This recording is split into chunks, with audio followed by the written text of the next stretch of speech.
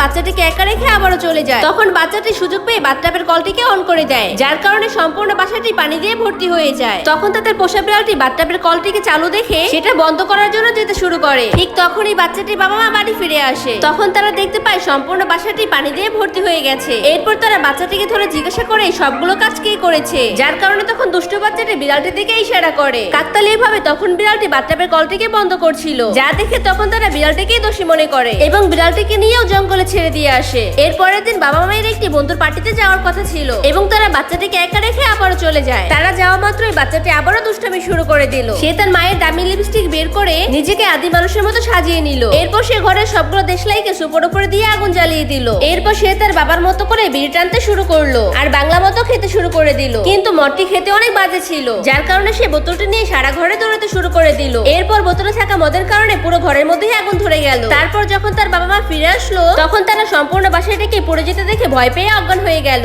এরপর তারা অনেক রেগে বাচ্চাটিকে একসঙ্গে জিজ্ঞাসা করলো কে এটা করেছে, যার কারণে বাচ্চাটি ঘরের চারপাশে তাকাতে শুরু করলো। কিন্তু এখন তো বাসার মধ্যে দুষ্টামি করার মতো বাচ্চাটি ছাড়া আর কেউই ছিল না। এর কারণে বাচ্চাটি আজকে ধরা পড়ে গেল, যার কারণে তার বাবা মা আজকে সব বুঝে ফেললো এবং বাচ্চাটিকে তারা জঙ্গলে রেখে আসলো। এরপর যখন তারা কুকুর পাখি আর বিড়ালকে নিয়ে বাড়ি চলে যাচ্ছিল তখন এই বাচ্চাটি বলে উঠলো আমার ভুল হয়ে গেছে, আমি এরকম ভুল আর কখনোই করবো না।